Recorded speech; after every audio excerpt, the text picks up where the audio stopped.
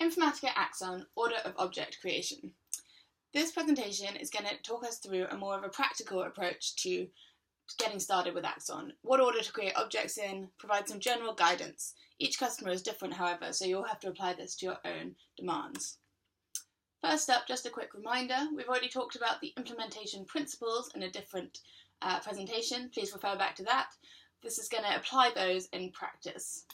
So, getting started, you're initially going to want to begin with a kick-off meeting, aligning your stakeholders' vision and making sure that you have some agreed success criteria, at least for an initial phase with Axon.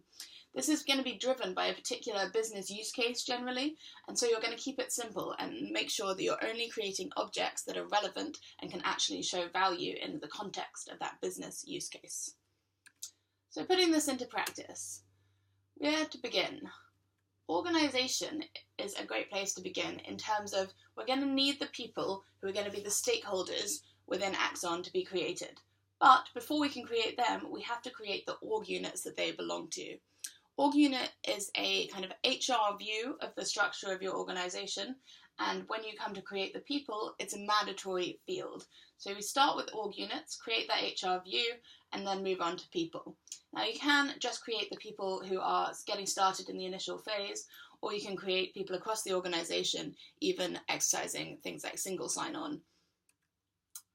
Then we're going to look at the conceptual model. Glossary is obviously a huge part of governance, and a common set of definitions is going to underpin good practices. By creating that glossary and those relationships between glossary terms, so a hierarchical structure, you're setting the way for future people to come in and slot in their terms into the existing framework. Now, the best way to do this is generally to gather what pieces of glossary you have already, dedupe any terms, so you want to create a genuine enterprise level glossary, and then begin to build that all together, possibly in a workshop, and using workflow, if you like, to get additional approvals. Then the data model.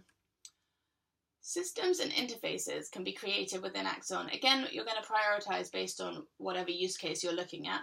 The systems are the basic systems that you're focusing on, and the interfaces are a high-level view of how they connect into each other. These should be created first as a kind of scaffolding, which you can then begin to build lineage on.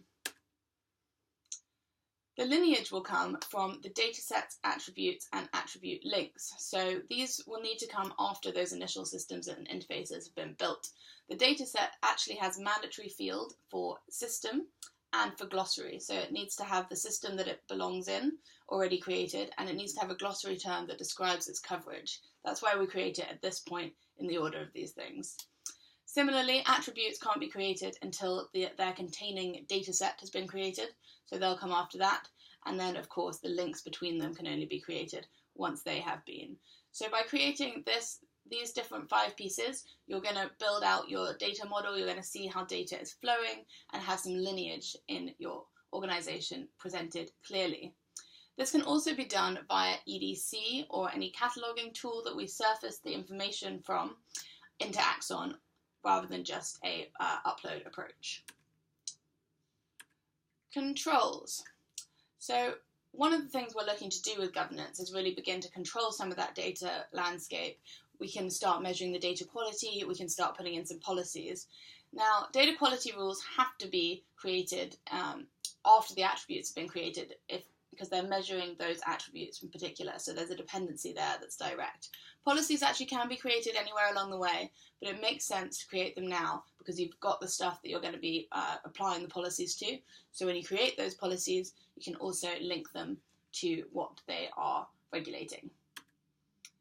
Similarly, business context facets such as process, project, regulation, all of these pieces of business context could be created at any time. There is no mandatory field that makes it a dependency to create this at this point. However, it makes sense, as with policy, to create these after you've got your initial view of things like glossary, your conceptual model, and your data model, because then when you create them, you can also link them to the things that they're governing. You can create your project and link it to all of the glossary terms that it's using, all of the systems it's impacting, and so on and so forth. So by doing it this way round, you really allow yourself to build that context. immediately as you create those elements. Finally,